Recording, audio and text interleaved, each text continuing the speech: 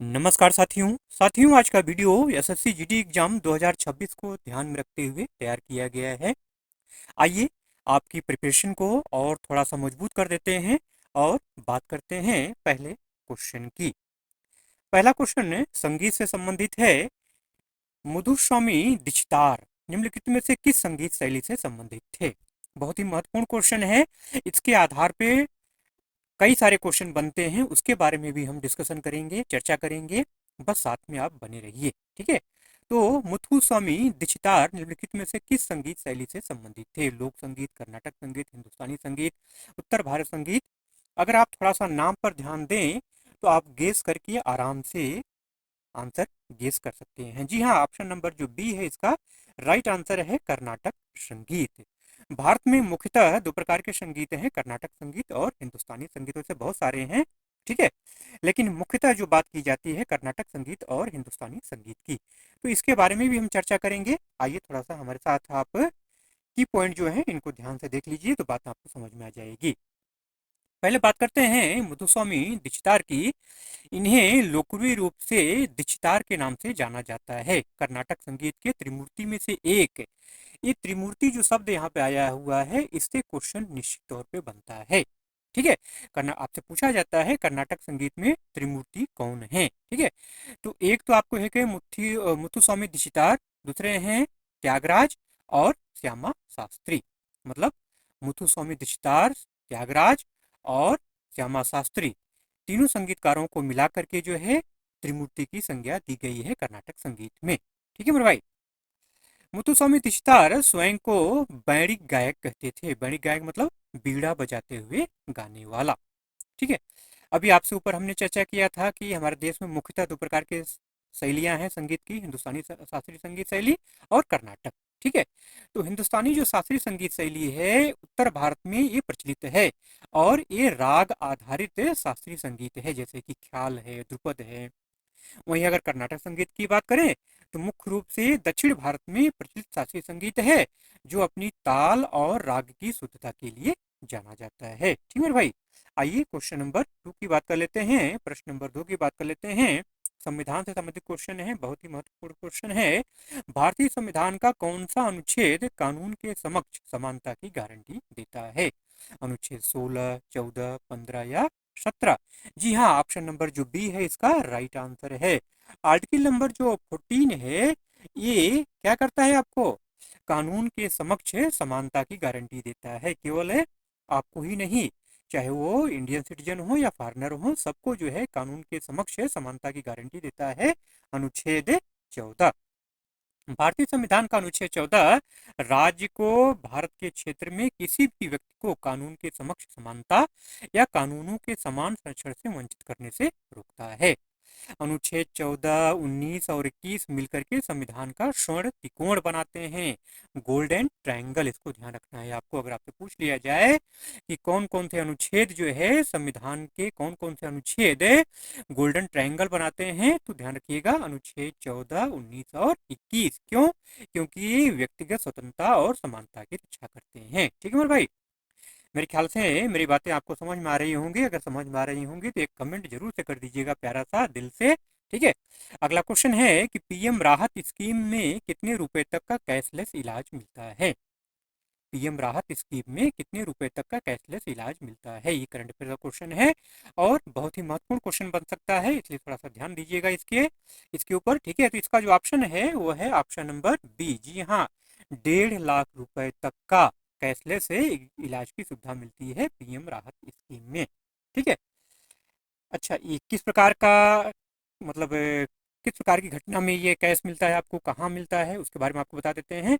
देखिए, 15 फरवरी को प्रधानमंत्री नरेंद्र मोदी ने सड़क दुर्घटना में घायल लोगों के इलाज के लिए पीएम राहत स्कीम को मंजूरी दी। आपसे अगर पूछ लिया जाए कि पीएम राहत स्कीम का संबंध किससे है, तो सड़क दुर्घटना में घायल लोगों से संबंधित है, ठीक है। पीएम राहत स्कीम का जो पूरा नाम है वो है road accident victim hospitalisation and assured treatment. ये ध्यान रखना है आपको, अक्सर फुल फॉर्म भी एग्जाम में पूछा जाता है। पीएम राहत स्कीम के तहत किसी भी तरह के रोड एक्सीडेंट में घायल हुए व्यक्ति को 1.5 लाख तक का कैशलेस इलाज मिलेगा। घायल व्यक्ति एक्सीडेंट होने के 7 दिन तक कैशलेस ट्रीटमेंट की सुविधा दे सकता है। अगला प्रश्न है कि निम्नलिखित में से किसने हैंदर हैंदर धर्मोधारक मतलब है हिंदू धर्म के रक्षक की उपाधि धारण की थी? शिवाजी, चंद्रगुप्त मौर्य, महाराणा प्रताप, अकबर। अगर हिंदू धर्म के रक्षक की बात आएगी तो जी हाँ, ऑप्शन नंबर ए बिल्कुल इसका राइट आंसर होगा। आंख बंद करके टिक कर देना है शिवाजी। ठीक है, शिवाजी ने जो है धर्मोधारक मतलब हिंदू धर्म के रक्षक की उपाधि धारण की थी। शिवाजी का जन्म कब हुआ था? 1627 में हुआ था। ठीक है, उन्होंने मुगलों और दक्षिण की रियासतों से लोहा लेकर के मराठा साम्राज्य की नींव रखी थी। 1675 में उनका राज्याभिषेक हुआ था और शिवाजी ने जो है हिंदू धर्म के रक्षक की उपाधि धारण की थी, धर्मोधारक। अगला प्रश्न है कि असम का सबसे आकर्षक और अनोखा मेला कौन सा है जहां प्रतिदान प्रणाली जीवंत हो उठती है? मदाई, जुनबिन मेला, सिम्बो या चिखत कालो? ठीक है, तो इसका जो राइट आंसर है वो है ऑप्शन नंबर बी, जुनबिल मेला। जी हाँ, जुनबिल मेला कहाँ लगता है, क्या होता है इसमें, उसके बारे में भी आपको बताएंगे हम जो है। और साथ ही साथ असम का एक बहुत प्रसिद्ध मेला है जो अक्सर एग्जाम में आपसे पूछा जाता है, उसके बारे में भी हम डिस्कशन करेंगे। देखिए, असम के मोरीगांव जिले में आयोजित होने वाला जुनबिल मेला एक ऐतिहासिक 3 दिवसीय सांस्कृतिक उत्सव है जो अपनी प्राचीन वस्तु विनिमय मतलब बाल्टर सिस्टम प्रथा के लिए प्रसिद्ध है। माघ बिहू के बाद लगने वाले इस मेले में लिवा जनजात सहित पहाड़ी और मैदानी क्षेत्रों के लोग पैसे के बजाय वस्तुओं का आदान प्रदान करते हैं। बार्टर सिस्टम इसे कहा जाता है, पैसे के बजाय वस्तुओं का आदान प्रदान करना। ठीक है, असम का एक बहुत ही प्रसिद्ध मेला है जो अक्सर आपके एग्जाम में पूछा जाता है, ट्रेंडिंग क्वेश्चन है। ठीक है, वह है अंबुबाची मेला। जी हाँ, अंबुबाची मेला असम के गुवाहाटी में नीलांचल पहाड़ी पर स्थित कामाख्या मंदिर में आयोजित होने वाला एक प्रमुख 4 दिवसीय वार्षिक धार्मिक उत्सव है। ये लगभग जून के मध्य में होता है। यह देवी कामाख्या के वार्षिक राजस्वला मासिक धर्म का प्रतीक है, जिसके दौरान मंदिर के कपाट 3 दिनों तक बंद रहते हैं। अगला प्रश्न है कि भारत में सत्रिया नृत्य शैली के संस्थापक कौन थे? बहुत ही फेमस क्वेश्चन है और अक्सर पूछा जाता है। तो निश्चित तौर पर इसका आंसर आप जानते होंगे, तो आगे नहीं बढ़ते, आपको सीधा आंसर बता देते हैं। जी हाँ, ऑप्शन नंबर ए शंकर देव, श्रीमंत शंकर देव। सत्रिया आश्रम का एक प्रमुख शास्त्रीय नृत्य है जिसे 15वीं शताब्दी में महान वैष्णव संत श्रीमंत शंकर देव ने विकसित किया था। यह नृत्य असम के मठों में विकसित हुआ और मुख्य रूप से भक्ति भाव से प्रेरित है। वर्ष 2000 में इसे संगीत नाटक अकादमी द्वारा 8 भारतीय शास्त्रीय नृत्यों में शामिल किया गया। अगला प्रश्न है कि संविधान का कौन सा अनुच्छेद अंतर्राज्यीय जल विवादों के न्याय निर्णय का प्रावधान करता है? तो इसका जो ऑप्शन नंबर डी है, जी हाँ, आर्टिकल नंबर 262, ये ध्यान रखना है आपको, आर्टिकल नंबर 262। ठीक है, अनुच्छेद 262 जो है अंतर्राज्यीय जल विवादों के न्याय निर्णय का प्रावधान करता है। आइए थोड़ा डिटेल में बात कर लेते हैं इसके बारे में।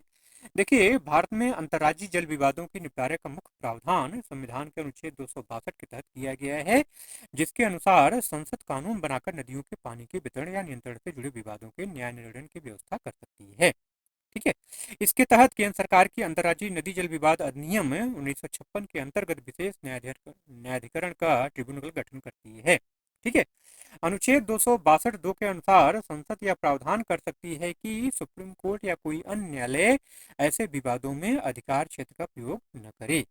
अंतर्राज्यीय नदी जल विवाद संशोधन विधेयक 2019 के माध्यम से केंद्र सरकार द्वारा विवाद समाधान समिति डीआरसी की स्थापना का प्रावधान किया गया है, जो बातचीत के माध्यम से समाधान खोजने का प्रयास करती है। अगले प्रश्न की बात कर लेते हैं। अगला प्रश्न है कि नमक कानून उल्लंघन करने के लिए महात्मा गांधी ने कौन सा आंदोलन शुरू किया था? सविनय अवज्ञा आंदोलन, असहयोग आंदोलन, खेड़ा सत्याग्रह या स्वदेशी आंदोलन? जितने भी यहाँ ऑप्शन आपको हम बताए हैं, सारे ऑप्शन सारे ये जो बहुत ही महत्वपूर्ण हैं और इनसे कई कई क्वेश्चन तैयार होते हैं, इसलिए महात्मा गांधी के बारे में आपको डिटेल में स्टडी कर लेना है क्योंकि क्वेश्चन यहाँ से बनना ही बनना है। फिलहाल आंसर की अगर बात करें तो ऑप्शन नंबर ए इसका राइट आंसर है। जी हाँ, सविनय अवज्ञा आंदोलन। आइए इसके बारे में डिटेल में बात कर लेते हैं। देखिए, सविनय अवज्ञा आंदोलन जो है ये 1930 से लेकर के 1934 तक चला। महात्मा गांधी के नेतृत्व में ब्रिटिश औपनिवेशिक शासन के विरुद्ध एक बड़ा अहिंसक जन आंदोलन था, जिसकी शुरुआत 12 मार्च 1930 को प्रसिद्ध डांडी मार्च के साथ हुई थी। गांधी जी ने 6 अप्रैल 1930 को नमक कानून तोड़कर इसकी शुरुआत की, जिसके बाद पूरे देश में विदेशी कपड़ों का बहिष्कार, कर का बहिष्कार मतलब टैक्स न देना, सरकारी आदेशों की सविनय अवज्ञा की गई। ठीक है, ये खत्म कब हुआ? ये खत्म हुआ गांधी इरविन समझौता के द्वारा, जो कि 5 मार्च 1931 को हुआ था, जिसके बाद आंदोलन को कुछ समय के लिए रोका गया और मई 1934 में इसे औपचारिक रूप से वापस ले लिया गया।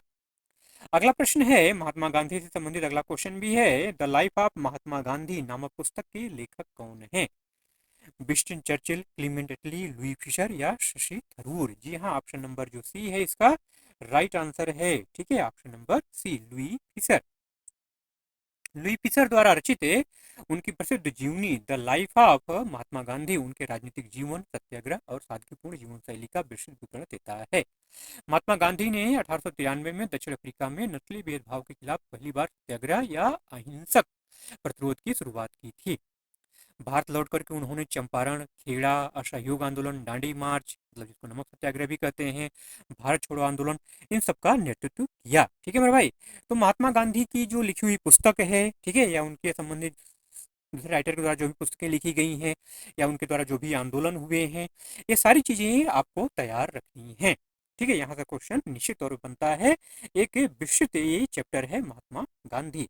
अगला प्रश्न है कि निम्नलिखित में से किस बौद्ध धर्म ग्रंथ में बौद्ध भिक्षुओं और मठवासिनियों के लिए नियमों का उल्लेख किया गया है? ठीक है, धर्म से संबंधित क्वेश्चन निश्चित तौर पे आते हैं, स्पेशली जो है धर्म से संबंधित जो हमारे स्पिरिचुअल गुरु हैं जो है, ठीक है, जैसे महात्मा बुद्ध हैं, महावीर स्वामी हैं, गुरु नानक देव हैं। ठीक है, तो यहाँ से क्वेश्चन निश्चित तौर पे बनते हैं मेरे भाई। ठीक है, ईसा ईसा मसीह हैं। ठीक है, तो इन सब चीजों को आपको ध्यान में रखना है। निम्नलिखित में किस बौद्ध धर्म ग्रंथ में बौद्ध भिक्षुओं और मठवासिनियों के लिए नियमों का उल्लेख किया गया है? विनय पिटक, सुत्त पिटक, अधम्म पिटक या धम्म पद? जी हाँ, ऑप्शन नंबर ए इसका बिल्कुल राइट आंसर है, विनय पिटक। आइए इसके बारे में भी आपको हम बता देते हैं, डिटेल थोड़ा बता देते हैं क्या है ये विनय पिटक। विनय पिटक एक बौद्ध ग्रंथ है, यह उन 3 ग्रंथों में से एक है जो त्रिपिटक बनाते हैं। त्रिपिटक से क्वेश्चन निश्चित तौर पर बनता है मेरे भाई। ठीक है, तो आगे मेरी बात को ध्यान से देखते रहिए, सुनते रहिए, बात आपको समझ में आ जाएगी। इस ग्रंथ का प्रमुख विषय बिहार के भिक्षु भिक्षुणी आदि हैं। किसका? विनय पिटक का। विनय पिटक का शाब्दिक अर्थ है अनुशासन की टोकरी। अब त्रिपिटक की अगर बात करें तो त्रिपिटक जो है बौद्ध धर्म का सबसे प्राचीन और महत्वपूर्ण धर्म ग्रंथ है, जिसे 3 पिटारियां टोकरियां कहा जाता है। 3 टोकरियां या 3 पिटारियां कहा जाता है।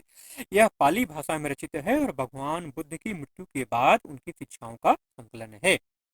ये ग्रंथ बुद्ध के उपदेशों, संघ के नियमों और दार्शनिक विचारों के आधार पर है, जो 3 भागों विनय पिटक, सुत्त पिटक और अभिधम्म पिटक में विभक्त है।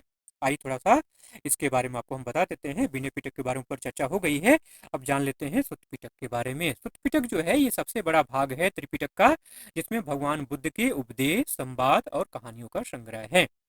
अभिधम्म पिटक में बौद्ध धर्म के दार्शनिक और दार्शनिक सिद्धांतों का गहन अध्ययन और विश्लेषण है। ठीक है मेरे भाई, चलिए आगे बात करते हैं। ब्रिटिश राज में भारतीयों को निम्न में से क्या बनाने या बेचने का अधिकार नहीं था? नमक, कपड़ा, सरसों का तेल या साइकिल? जी हाँ, बिल्कुल सही, ऑप्शन नंबर ए इसका राइट आंसर है। ब्रिटिश राज में भारतीयों को नमक बनाने या बेचने का अधिकार नहीं था। ब्रिटिश राज के दौरान भारतीयों को नमक बनाने या बेचने का अधिकार नहीं था, क्योंकि इस पर ब्रिटिश सरकार का एकाधिकार था। इसके अलावा अंग्रेजों ने भारतीय उद्योगों को नष्ट करने के लिए सूती कपड़े के उत्पादन, अफीम के व्यापार और हथियारों के निर्माण पर भी भारी प्रतिबंध लगाए थे।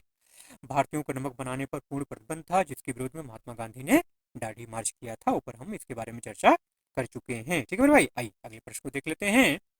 मार्च 2026 में भारतीय नौसेना का कौन सा जहाज मॉरिशस के 98वें राष्ट्रीय दिवस समारोह में शामिल हुआ? 98वें राष्ट्रीय दिवस समारोह में शामिल हुआ। करंट अफेयर का क्वेश्चन है, बहुत ही महत्वपूर्ण क्वेश्चन है।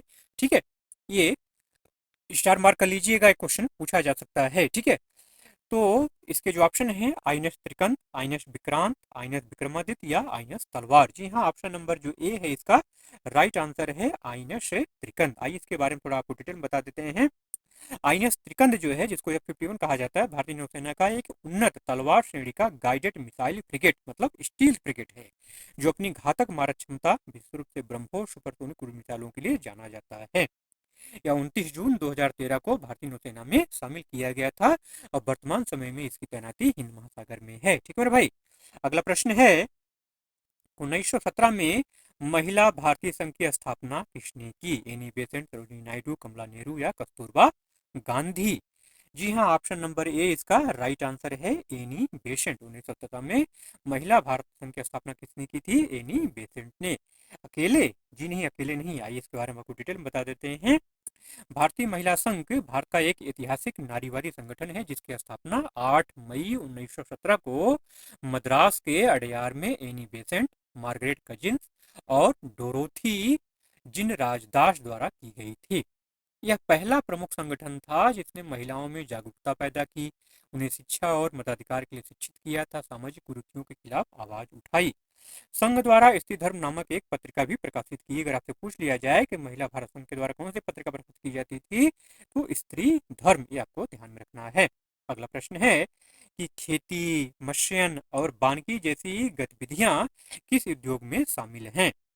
जननिक उद्योग, विनिर्माण उद्योग, प्राथमिक उद्योग या सेवा उद्योग? जी हाँ, ऑप्शन नंबर जो सी है इसका राइट आंसर है, प्राथमिक उद्योग, प्राइमरी सेक्टर। ठीक है, प्राइमरी इंडस्ट्री। ठीक है, आइए इसके बारे में आप डिटेल में बता देते हैं कि प्राथमिक उद्योग में क्या क्या चीजें आती हैं। देखिए, जो प्राइमरी इंडस्ट्री है उन व्यवसायों को कहते हैं जो प्राकृतिक संसाधनों का सीधे उपयोग करके कच्चे माल का उत्पादन या निष्कर्षण करते हैं। प्राइमरी इंडस्ट्री जो है ये अर्थव्यवस्था का आधार है। इसमें कृषि है, खनन है, वानिकी है, मतलब वन उत्पाद है, मछली पालन है, पशुपालन है, ये सब जो है प्राथमिक उद्योग में आते हैं। यह उद्योग अन्य क्षेत्रों जैसे कि सेकेंडरी जो इंडस्ट्री है उसके लिए आवश्यक कच्चा माल प्रदान करता है। मतलब है प्राइमरी जो इंडस्ट्री है ये बहुत ही महत्वपूर्ण लेवल है। अगला प्रश्न है कि भरतनाट्यम नृत्यांगना बैजंती माला को किस वर्ष पद्म विभूषण पुरस्कार से सम्मानित किया गया था? इसका जो राइट आंसर है वो है ऑप्शन नंबर ए। जी हाँ, ऑप्शन नंबर ए इसका राइट आंसर है 2024 में। ठीक है, आइए इसके बारे में थोड़ा सा आपको डिटेल में बता देते हैं। ठीक है, 1968 में बैजंती माला को सर्वप्रथम पद्मश्री से सम्मानित किया गया था, जो कि भारत का चौथा सर्वोच्च नागरिक सम्मान है। और 2024 में उन्हें पद्म विभूषण से सम्मानित किया गया, जो कि भारत सरकार द्वारा दिया जाने वाला क्या है? दूसरा सर्वोच्च नागरिक सम्मान है। अगला प्रश्न है कि जो छेदा न जा सके के लिए एक वाक्यांश क्या होगा? हिंदी का क्वेश्चन है। ठीक है, थोड़ा सा मूड फ्रेश कर लीजिए। जी हाँ, हिंदी तो मूड फ्रेश करने के लिए होता है ना मेरा भाई, तो थोड़ा सा मूड फ्रेश कर लीजिए। 2 क्वेश्चन मैंने हिंदी के भी डाल दिए हैं, देख लीजिए इसको भी। जो छेदा न जा सके के लिए एक वाक्यांश क्या होगा? अछेद, अछेद्य, अछेद, छिद्रित। प्रीवियस ईयर का क्वेश्चन है, क्वेश्चन आया हुआ है, पूछा गया था। ठीक है, और थोड़ा सा नए शब्द भी इससे संबंधित हमको मिले हैं, इसलिए क्वेश्चन को हमने शामिल किया है। आगे इस बारे में हम चर्चा करेंगे। फिलहाल आंसर की बात कर लेते हैं। जो छेदा ना जा सके उसके लिए एक वाक्यांश होगा अछेद्य। ऑप्शन नंबर जो बी है इसका राइट आंसर है। ये जो प्रीवियस ईयर जो क्वेश्चन पूछा गया था तो ऑप्शन जो दिए थे ऑप्शन हमने यहाँ पे लगाए हैं, तो उस ऑप्शन के अनुसार अछेद इसका आंसर है। लेकिन कुछ और शब्द हैं जो इसके लिए इस्तेमाल किए जा सकते हैं, उसे भी आपको ध्यान में रखना है। अगर कोई पूछ ले तो आप जवाब दे सकें जिसके लिए। ठीक है, तो जो छेदा ना जा सके वाक्यांश के लिए सबसे सटीक एक शब्द है अभेद्य या अछेद्य। ठीक है, अभेद्य या अछेद्य। अछेद आपके ऑप्शन था, अभेद्य हम अलग से आपको बता रहे हैं। अभेद्य का अर्थ है जिसे भेदा ना जा सके, और अछेद का अर्थ है जो छेदा ना जा सके या अविभाज्य हो। ठीक है, वैसे अच्छा शब्द तो अछेद ही है, लेकिन मान ली कभी अगर अभेद दे देता है, अछेद न देकर के अभेद दे देता है, तो अभेद पे आप टिक कर दीजिएगा। ठीक है भाई। अगला प्रश्न भी हिंदी से ही संबंधित है। कई भाषाएं बोलने वाला के लिए सार्थक शब्द क्या होगा? ये भी प्रीवियस ईयर में आया हुआ क्वेश्चन है। ठीक है, और इस क्वेश्चन से संबंधित 2-4 आंसर और भी हमको मिले हैं। ठीक है, तो भी उसके बारे में हम आगे डिस्कशन करेंगे, बात करेंगे जो है। फिलहाल ऑप्शन की बात करते हैं, तो ऑप्शन नंबर जो डी है इसका राइट आंसर है बहुभाषा भाषी। एग्जाम में आपको जो ऑप्शन दिए थे उस ऑप्शन के अनुसार इस क्वेश्चन का आंसर होगा बहुभाषा भाषी। तो कई भाषाएं बोलने वाला जो व्यक्ति होता है उसको जो है हम बहुभाषी भी कहते हैं, बहुभाषाविद भी कहा जाता है। मतलब मल्टीलिंगुअल या बहुभाषाविद, पॉलीग्लोट भी कहा जाता है। ठीक है, इसका मतलब क्या है? इसका अर्थ क्या होता है? इसका अर्थ ये होता है कि ऐसा व्यक्ति जो 2 या 2 से अधिक भाषाएं बोल और समझ सकता है उसे बहुभाषी कहा जाता है।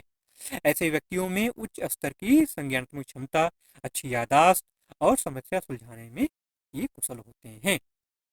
तो ये आपको ध्यान रखना है, बहुभाषा भाषी आपके आंसर में था, ऑप्शन में था, लेकिन इसके अलावा दो शब्द और हैं, बहुभाषी या बहुभाषाविद। ये भी ध्यान रखिएगा। हो सकता है कि आने वाले समय में क्वेश्चन अगर दे तो ऑप्शन बदल दे। अगला प्रश्न है कि हिंद महासागर में नौसेना सिंपोजियम की शुरुआत कब हुई थी।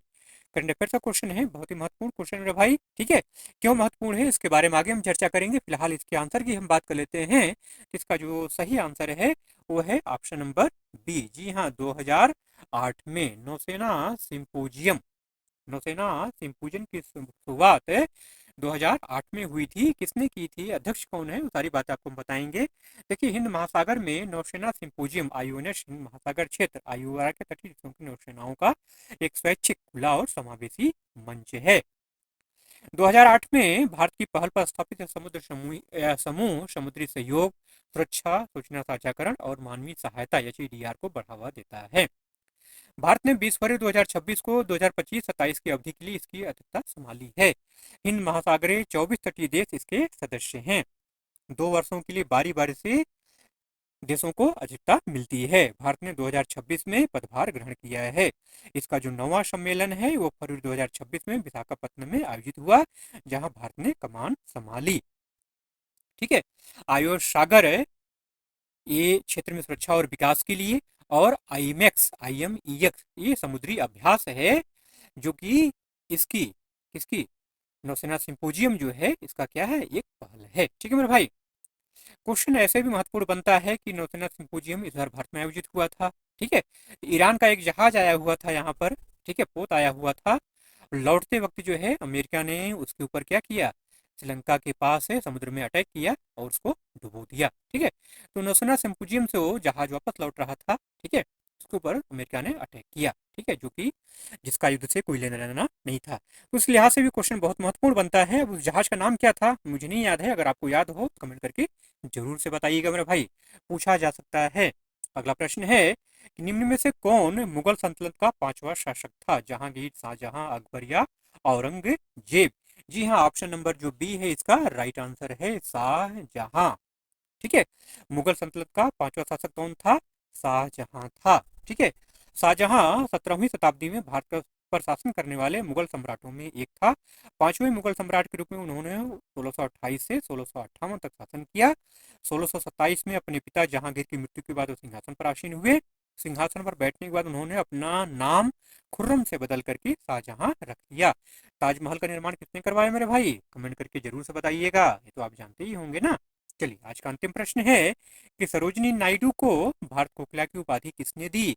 सरदार वल्लभ भाई पटेल, रविन्द्रनाथ टैगोर, महात्मा गांधी या मदन मोहन मालवीय। जी हाँ, ऑप्शन नंबर सी इसका राइट आंसर है, महात्मा गांधी। एक क्वेश्चन से ये बात नहीं बनेगी, यहाँ से कई सारे क्वेश्चन बनते हैं, आइए उसके बारे में भी आपको हम बता देते हैं। देखिए, सरोजिनी नायडू को भारत कोकिला कहा जाता है। क्यों, क्योंकि वो एक प्रसिद्ध कवियत्री थी, स्वतंत्रता सेनानी थी और भारत की पहली महिला राज्यपाल थी। अपनी कविताओं में कल्पना, प्रकृति और प्रेम के सुरीले वर्णन के कारण महात्मा गांधी ने उन्हें यह उपाधि दी थी। वह भारतीय राष्ट्रीय कांग्रेस की पहली भारतीय महिला अध्यक्ष भी बनी थी। अक्सर आपसे क्वेश्चन पूछा जाता है कि भारतीय राष्ट्रीय कांग्रेस की पहली भारतीय महिला अध्यक्ष कौन थी, दो थी, सरोजिनी नायडू।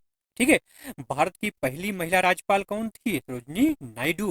उत्तर प्रदेश की पहली महिला राज्यपाल कौन थी, सरोजिनी नायडू। ठीक है मेरे भाई, ये सारे क्वेश्चन आपको ध्यान में रखने हैं मेरे भाई। चलिए, इन्हीं प्रश्नों के साथ आज की वीडियो का एंड करते हैं।